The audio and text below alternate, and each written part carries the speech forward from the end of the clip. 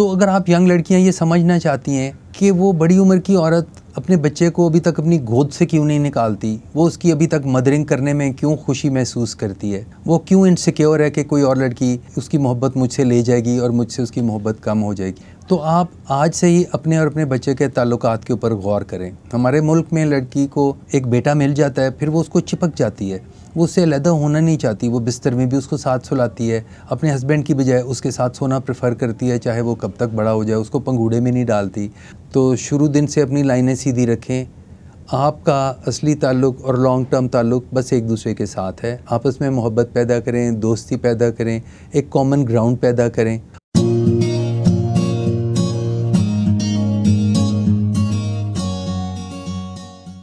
अस्सलाम वालेकुम, मैं डॉक्टर सलमान यूनुस हूँ।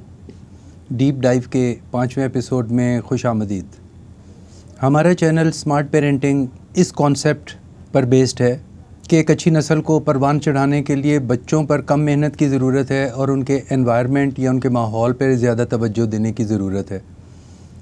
जिस तरह एक बीज को अगर ज़रखेज़ मिट्टी मिले, अच्छी आबो हवा मिले, तो वो ख़ुद ब खुद अपने अंदर छुपी हुई तमाम सलाहियतों को ज़ाहिर करता है। इसी तरह एक बच्चे को फलने फूलने के लिए अगर एक अच्छा माहौल मिले तो वो अपनी छुपी हुई सलाहियतों को ख़ुद ब खुद ज़ाहिर करता है।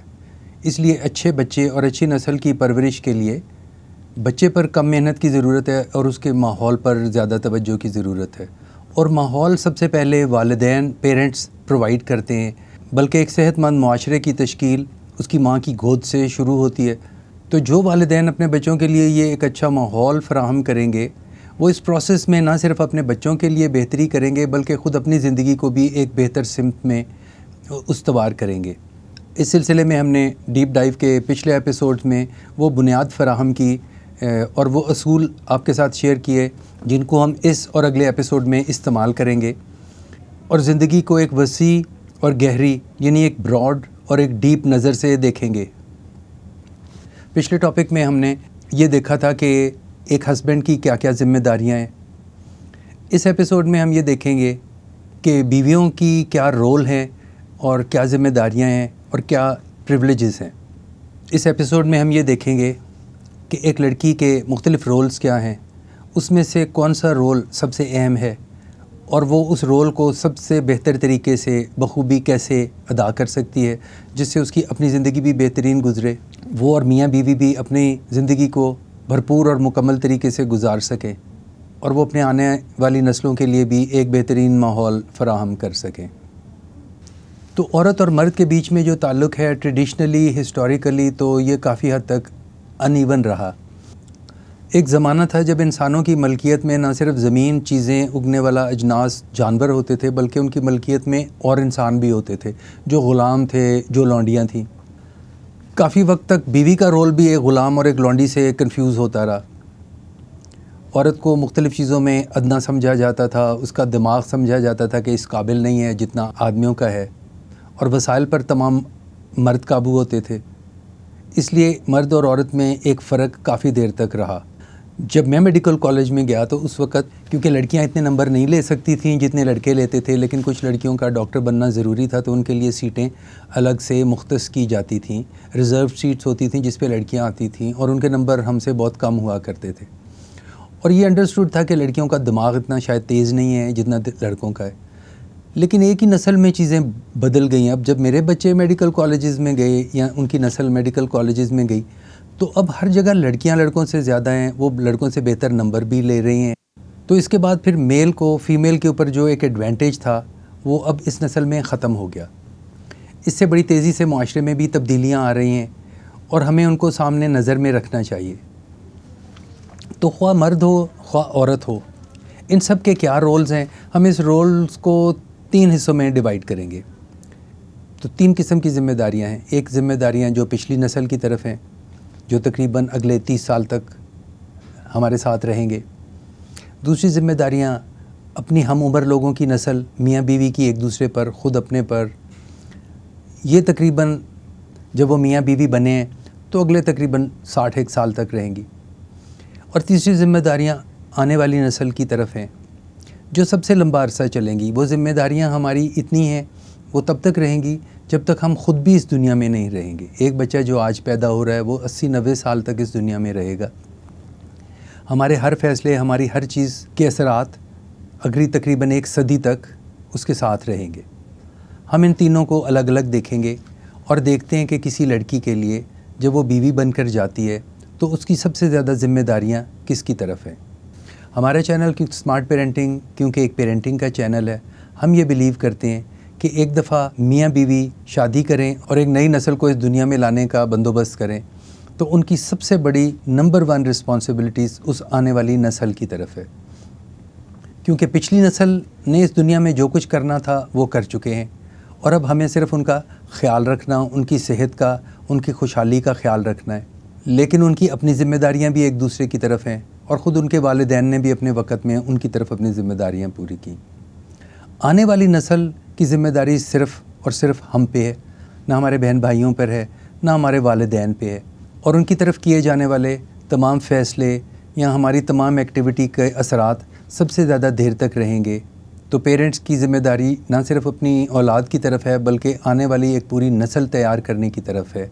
तो हम इस सीरीज़ में जिस रोल के ऊपर फोकस करेंगे, ख़्वाह वो आदमी का हो या औरत का, मियाँ का या बीवी का, वो रोल एज़ पेरेंट्स हैं क्योंकि वो उनकी सबसे बड़ी ज़िम्मेदारी है।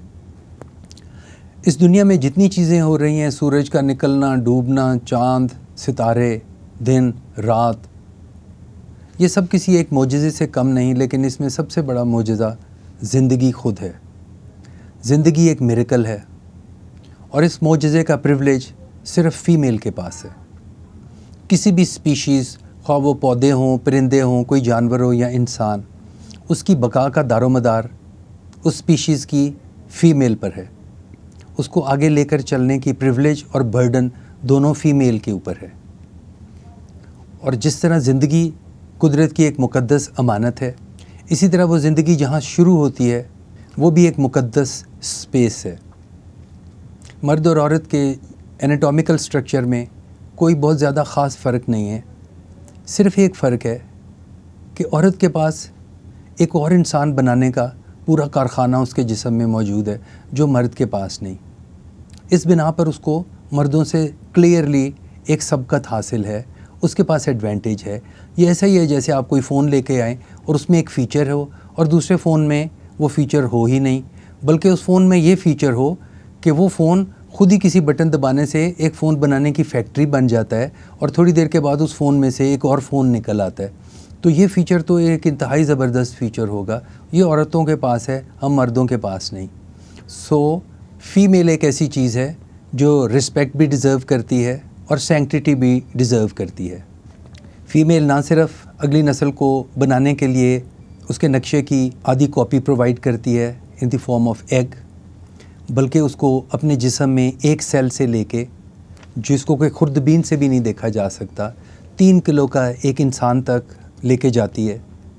9 महीने उसको अपने पेट में एक इंसान की शक्ल देती है, फिर उसको अपने पेट के बाहर से अपने ही जिस्म से फीड करती है, उसको इमोशनल सिक्योरिटी प्रोवाइड करती है, इसको इस दुनिया में ख़ुद ब खुद चलने फिरने के काबिल, अपना खाना खुद खाने के काबिल बनाती है और माँ की गोद से एक नई नस्ल परवान चढ़ती है। ये उसका एक अजीम रोल है। तो आइए अब हम चलते हैं कि जब एक लड़की की शादी होती है और वो अपने शौहर के साथ अपने शौहर के घर में मूव कर जाती है, जो कि अक्सर औक़ात ख़ुद अपने वालिदैन के साथ रह रहा होता है और इंडिपेंडेंट नहीं हुआ होता, तो वो इस ज़िंदगी में अपने आप को कैसे सर्वाइव करेगी, वो एक कैसे एक ऐसा माहौल बनाएगी जो उसके बच्चों के लिए भी बेहतरीन होगा और वो आगे चलकर एक बैलेंस्ड नस्ल बना सकते हैं। तो इसके 2 पार्ट से मैं आपको बताता हूँ। पहले ये कि उसने करना क्या है और फिर ये कि कैसे करना है। तो करना तो ये है कि आपने, क्योंकि एक नई नस्ल स्टार्ट करनी है और जैसा हमने कहा कि एक नई नस्ल, एक बच्चा एक पौधे की तरह है जिसको एक ज़रख़ेज़ मिट्टी और एक गमला चाहिए, और वो जितना छोटा बच्चा है उसको छोटा गमला चाहिए और जितना वो बड़ा होता जाए उसको एक बड़ा गमला चाहिए। तो जब आप नए घर में जाएंगी तो वहाँ आपके पास 2 स्पेसेस हैं। एक तो है कॉमन स्पेस जिसमें सब लोग हैं, जिसमें सब आ रहे हैं जा रहे हैं और आप एक हजूम और एक क्राउड के अंदर अपनी ज़िंदगी गुजारते हैं। दूसरा वो पार्ट होता है जहाँ सिर्फ आप मियाँ बीवी दोनों होते हैं, वहाँ हुजूम नहीं होता, आप अपनी तन्हाई में होते हैं, आप कमरे को कुंडी लगा कर बैठते हैं और वो आपका प्राइवेट मोमेंट है। और यही वो सीक्रेट और प्राइवेट मोमेंट है जहाँ नई ज़िंदगी का आगाज़ होता है। ये मोमेंट आपके लिए, बाकी के लिए भी सेक्रेड है, आपके लिए भी सेक्रेड होना चाहिए। ये मोमेंट यूजुअली टाइम में भी कम होता है और स्पेस में भी बहुत कम होता है। पूरे घर में बहुत ऐसी थोड़ी स्पेस मिलती है जो आपके लिए प्राइवेट होती है, और ये बहुत कम टाइम के लिए मिलती है जो प्राइवेट होती है। लेकिन यही वो स्पेस है, यही वो गमला है जहाँ बच्चे का बीज आएगा, जहाँ पे उसका पौधा बनेगा। जूँ जूँ वो बच्चा बड़ा होता जाए, आपकी ये स्पेस और टाइम दोनों बढ़ते रहने चाहिए। आपके पास अपनी प्राइवेट स्पेस भी ज़्यादा होती जानी चाहिए और आपके पास अपना प्राइवेट टाइम भी ज़्यादा होते जाना चाहिए। ये आपका पहला काम है। अब इस प्राइवेट स्पेस और इस प्राइवेट टाइम में आपने क्या करना है, इसके लिए आप मेरी पिछली एपिसोड नंबर 2 जिसका टाइटल विजडम है, उस पे जाएंगे तो आपको पता चलेगा कि इंसान को किसी भी ज़िंदगी में तरक्की करने के लिए किन चीज़ों की ज़रूरत है।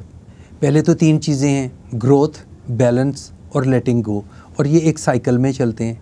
और ग्रोथ 4 एरियाज़ में है, आपकी physical growth, emotional, intellectual, mental और स्पिरिचुअल। तो इसी तरह आप दोनों का जो रिलेशन है वो इन चारों प्लेन पे ग्रो करेगा। आपका फ़िज़िकल रिलेशन ग्रो करेगा, आपका इमोशनल रिलेशन ग्रो करेगा। शुरू में इमोशंस और होते हैं, वक्त के साथ साथ वो एक और मैच्योरिटी के ऊपर जाते हैं, और आपकी इमोशनल इन्वॉल्वमेंट वक्त के साथ साथ, कॉमन एक्सपीरियंसेस के साथ साथ, इकट्ठे गुजारे गए अच्छे मोमेंट्स, अच्छी यादों के साथ साथ डीप होते जाएंगे। तीसरी स्टेज के ऊपर तो ये जिस्म, फिर दिल, तीसरा दिमाग। तीसरे में आप दोनों मुख्तलिफ आइडियाज़ लेके आए हैं, मुख्तलिफ घरों के वकील हैं। लड़की अपने पेरेंट के सिस्टम से आई, लड़का अपने पेरेंट के सिस्टम में अभी तक रह रहा है। वो दोनों सिस्टम भी एक दूसरे से क्लैश करते हैं और दोनों साबित करने की कोशिश करते हैं कि हमारा सिस्टम सुपीरियर है। लेकिन जिस तरह आप दोनों के जिस्मों के फ़ीचर से मिल के बच्चा बनेगा, कुछ माँ की फैमिली के फ़ीचर्स हैं, कुछ बाप की फैमिली के फ़ीचर्स हैं, तो इसी तरह थिंकिंग के हिसाब से भी कुछ मदर की फैमिली के आइडियाज़, कुछ फादर की फैमिली के आइडियाज़ ने कंबाइन होना है। और यही कुदरत का सिलसिला है जो कि हमारे एपिसोड 3 यानी लव में डिस्कस किया है कि क्यों कुदरत ने मेल और फीमेल 2 अलग सेक्सेस बनाई, और उनका पर्पज़ ये था कि एक डाइवर्सिटी आए, कुछ उधर से चीज़ें आएँ, कुछ उधर से चीज़ें आएँ, और बच्चा उनमें से बेस्ट चीज़ें लेके और अपने नस्ल को इम्प्रूव करे। और फिर चौथा एरिया है स्पिरिचुअल ग्रोथ। वो एक अलग मामला है, वो भी हमने एपिसोड 2 में डिस्कस किया कि मोहब्बत क्या है, इश्क क्या है, अपनी ईगो के ट्रैप से, अपनी नफ्स की कैद से कैसे मोहब्बत आपको निकाल सकती है और आपको एक बेहतर इंसान बना सकती है, जो अल्टीमेटली आपकी रूहानी तरक्की में भी आपको मदद दे सकता है। तो पहले तो आपने इन चारों एरियाज़ में ग्रो करना है अपने रिलेशनशिप को। जो भी आपको मुख्तसर से मुख्तसर वक्त अलहदगी में मिलता है, उस अलहदगी में आपने इन आइडियाज़ के बारे में अपने फ़िज़िकल कनेक्शन को इम्प्रूव करना है, अपने इमोशनल कनेक्शन को, उसके अंदर एक गुड इमोशनल क्वालिटी होनी चाहिए, और मुख्तलिफ आइडियाज़ को डिस्कस करना है। ये ज़रूरी नहीं कि घर में कमरे में किसी कुंडी में आपको मिले, आपको बाहर निकलना चाहिए, घूमना फिरना, और अपने प्राइवेट मोमेंट में आपने एक बॉन्ड को डेवलप करना है। दूसरा स्टेज, जैसा हमने एपिसोड 2 में कहा, बैलेंस है। फिर आपने एक बैलेंस मेंटेन करना है। आपने अपने बच्चों में, अपने शौहर में, अपने बुज़ुर्गों में, वो इधर के हैं या उधर के हैं, एक बैलेंस मेंटेन करना है। अपनी नीड्स और दूसरों की नीड्स में एक बैलेंस मेंटेन करना है। और तीसरा पॉइंट जो हमने उसमें लिखा था वो लेटिंग गो है। ये सबसे अहम है, क्योंकि आपने ये याद रखना है, ग्रोथ का प्रोसेस लेटिंग गो से होता है। आप एक चीज़ को छोड़ते हैं तो अगली चीज़ पे जाते हैं। माँ की गोद की कंफर्ट छोड़ के अपने बिस्तर में जाना है, घर की कंफर्ट छोड़ के स्कूल में जाना है। तो इसी तरह जब लड़की अपने पेरेंट्स का घर छोड़ के और एक दूसरे घर में चली जाती है, तो वो एक चीज़ को लेट गो कर रही होती है, उस घर की कंफर्ट को। लड़का अलबत्ता इतना ज़्यादा लेट गो नहीं कर रहा होता, क्योंकि वो उसी घर में रह रहा होता है जहाँ वो पहले रह रहा होता है, और उन्हीं आइडियाज़ के साथ रह रहा होता है। तो आपने एक ऐसा स्पेस क्रिएट करनी है जिसमें आपने अपने कॉमन आइडियाज़ बनाने हैं, जिसमें से कुछ आइडियाज़ आपके होंगे और कुछ अपने हस्बैंड के होंगे। तो तो यहाँ पे यूजुअली हमारे कपल्स जो हैं वो अपनी अपनी फैमिली के वकील बन जाते हैं, और लड़की का ख्याल है कि उसके पेरेंट्स जो बता रहे हैं उस तरीके से चीज़ें होंगी, लड़के का ख्याल है कि जो उसके पेरेंट बता, और फिर वो दोनों लड़ते हैं और उसके पेरेंट भी पीछे से उनको शाबाश देते हैं कि इसको अकल नहीं है इस साइड पे। तो आप दोनों ने सबसे पहले ये करना है कि आपने अपनी अपनी फैमिली की वकालत से निकलना है। आपके ऊपर अपनी ज़िम्मेदारी अपने पेरेंट्स की फैमिली की वकालत की नहीं है। आप दोनों के पास एक कॉमन थीम है और वो आपके बच्चों की एडवोकेसी और वकालत है। आपकी किसी भी चीज़, किसी भी सोच की डायरेक्शन यहाँ से आएगी कि आपके बच्चों के हक़ में क्या चीज़ बेहतर होगी। तो ऐसा ऐसा लड़की को एक नई स्पेस बनाने की ज़रूरत है। दोनों को एक दूसरे की फैमिली की रिस्पेक्ट की ज़रूरत है। लड़के के माँ बाप की ज़िम्मेदारी, उनका ख्याल रखने की ज़िम्मेदारी उसकी बीवी पर नहीं है, उस पर है। दोनों पर अपने अपने पेरेंट्स का ख्याल रखने की ज़िम्मेदारी है। उनकी हेल्थ के, उनको डॉक्टर के पास लेकर जाना है, या उनकी कोई फ़िज़िकल नीड की ज़रूरत है, या उनको वक्त की ज़रूरत है, तो वो वक्त आप लड़का ख़ुद देगा। वो अपने बीवी बच्चों को उनके पास रियाया के तौर पे पेश नहीं करेगा। अगर ग्रैंड पेरेंट्स ये चाह रहे हैं कि बच्चे को जंक खिलाकर खुश हो रहे हैं, या आप डिसिप्लिन कर रहे हैं और वो उस डिसिप्लिन को तोड़कर खुश हो रहे हैं, तो ये उनको खुश करने का ज़िम्मेदारी आपकी नहीं है, उनका ख्याल रखने की ज़िम्मेदारी है। आप अपने घर के असूल ख़ुद बनाएंगे, आप अपने बच्चों के लिए पॉलिसीज़ ख़ुद तैयार करेंगे। हर माँ अपने बच्चे को पालेगी, किसी और के बच्चे को नहीं पालेगी।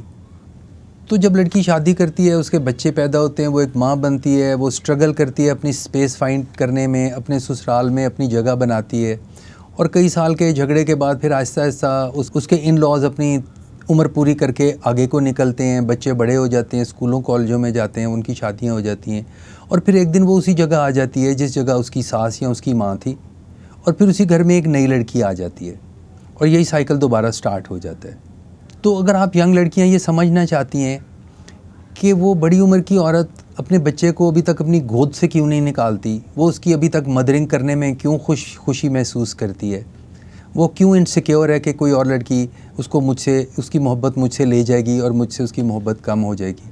तो अगर आप ये समझना चाहती हैं तो आप आज से ही अपने और अपने बच्चे के ताल्लुकात के ऊपर गौर करें। हमारे मुल्क में लड़की को एक बेटा मिल जाता है, फिर वो उसको चिपक जाती है, वो उससे अलहदा होना नहीं चाहती, वो बिस्तर में भी उसको साथ सुलाती है, अपने हस्बैंड की बजाय उसके साथ सोना प्रेफर करती है, चाहे वो कब तक बड़ा हो जाए, उसको पंगूड़े में नहीं डालती, उसको अपने हाथ से ज़्यादा देर तक खिलाने की कोशिश करती है।